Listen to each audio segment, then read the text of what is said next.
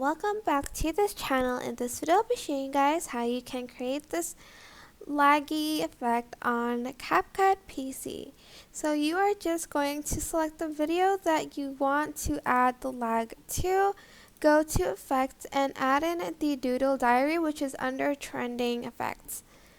Now if you see there's like these textures and like there's this sticker, just put the filters, texture, and stickers to 0, and then you are also going to adjust the speed if you like to.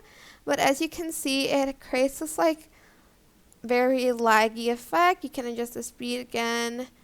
This will make it slower, and this will make the bits a little bit faster. But that is basically it. It is super simple. I hope this tutorial was helpful for you guys. Don't forget to like, comment, share, and also subscribe to this channel if you haven't done that already. If you have any questions, just leave it in the comment section down below, and I'll try my best to answer them all for you guys. If you found this video helpful, please click the thanks button above the description box down below. Thank you so much for watching. Bye!